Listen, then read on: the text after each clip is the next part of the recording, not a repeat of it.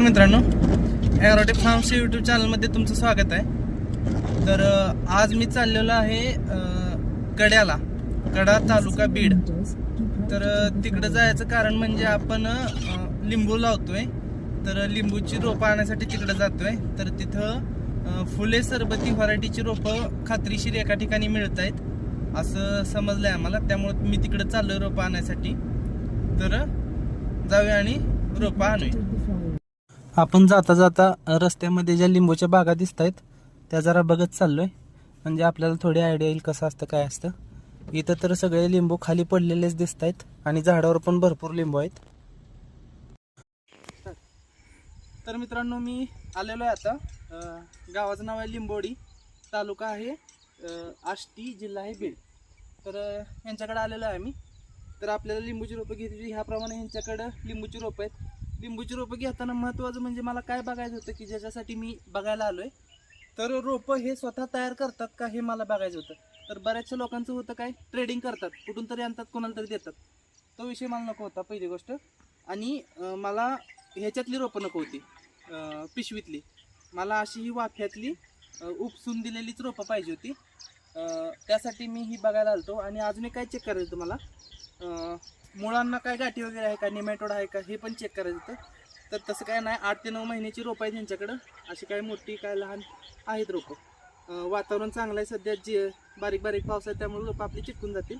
तर आता काका सांगतील त्यांच्या नर्सरीबद्दल काय वगैरे, आणि लिंबूबद्दल पण थोडं कसं परवडते काय परवडते. आणि ही जी व्हरायटी ही आपली आहे फुले सरबती व्हरायटी. तर सांगा थोडंसं लिंबूबद्दल.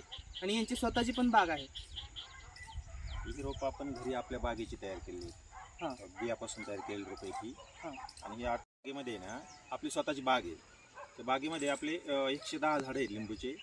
तर आपले 3-4 लाख रुपये इजी होतात. आणि सेंद्रिय करतो आपण. जर रासायनिक केलं तर काय होतं, लवकर मर येते, कुज येते आणि बाग लवकर संपते. तर जेवढं आपण सेंद्रिय करू तेवढी बाग आपली ग्रोथ व्यवस्थित राहते, ग्रीनरी राहते. आता तुम्ही जे म्हणला 3-4 लाख रुपये झाले, ते किती महिने म्हणजे फक्त सीझनचे झालेत का वर्षाचे झाले तुमचे? ते आपण उन्हाळ्याच्या सीझनचं काउंट करतो, पावसाळ्याचं काउंटच करतो. अजून एक 1.5 लाख पकडू शकतो आपण त्यामध्ये. ओव्हर 1 लाख रुपये जास्त. 1 लाख म्हणजे 5 लाख तरी धरू शकतो आपण. म्हणजे यांच्या एकरामध्ये 5 लाख रुपये झालेले आहेत. आणि लिंबूला महत्वाचं म्हणजे काय, खर्च नाहीये, फक्त जो काय आहे तो गोळा करायचा किंवा मजुरीचा खर्च, मजुरी काढायचा खर्च. आणि दुसरी एक गोष्ट, तुमची बाग किती वर्ष जुनी आणि लिंबूची लाईफ किती आहे ते सांगा. आता माझी स्वतःची बाग सध्या आता रनिंग 14-15 वर्षाची. लिंबूला एक 20 वर्ष तर काही अडचण नाही. 20 वर्ष तरी आपण म्हणजे आता आपण 13-14 वर्षाची आता बाग, अजून 5-6 वर्ष तर आपल्या बागाला काहीच होऊ शकत नाही. ठीक आहे. म्हणजे 20 वर्षाची लाईफ जर असेल झाडाला तर खूप चांगली गोष्ट आहे. माझ्या मते आंब्याला सुद्धा एवढी लाईफ आजकाल मिळत नाही. झाडं ते बऱ्यापैकी ते जातात, खोडकिड्यानं झाडच जातात.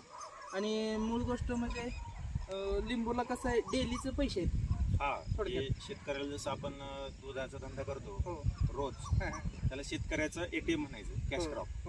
रोज त्याला कधी ज्यावेळेस लागेल त्यावेळेस तुम्हाला बागेत जाऊन माल काढून पैसा करू शकतो माल.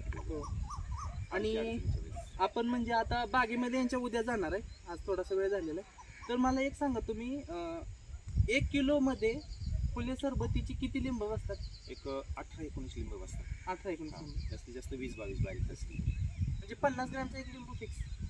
50 ग्रॅम तर फिक्स आहे. 50 ग्रॅमपेक्षा काही पण जादा जातात जास्त. आणि आपली जी कागजी लिंबूची व्हरायटी आहे कर्नाटकात इंडीला जी आहे, तिच्यापेक्षा काय इम्प्रूव्हमेंट आहे या फुले सरबतीत? त्या फुले सरबतीचा जो फळाचा कलर आहे तर तो थोडा पोपटी कलर आहे, आणि त्याच्यापेक्षा साईज चांगली. आणि रस, कारण का मी जी कागजी मध्ये बघितलंय त्यात रस खूप जास्त आहे. याच्यामध्ये पण फुल रस आहे, रसरशीत लिंबू आहे. ओके. तर अशी ही व्हरायटी आहे. तर आपण ही उद्या घेऊन जाणार आहे. ह्याच्यामध्ये कारमध्ये सहज जातील आपल्या रोपं. मला 750 रुपये पाहिजे. आरामशीर ना, ह्याला आपण बॅग नाही ना, बॅग नाही, त्याच्यामुळे पोत्यामध्ये पॅक करून आरामशीर जातील, काय अडचण नाही. तर आपण उद्या येऊ, परत ह्यांच्या बागेमध्ये जाऊ, लिंबू पाहू, आणि उद्या जाताना आपण रोपं घेऊन जाऊ. तर धन्यवाद मित्रांनो.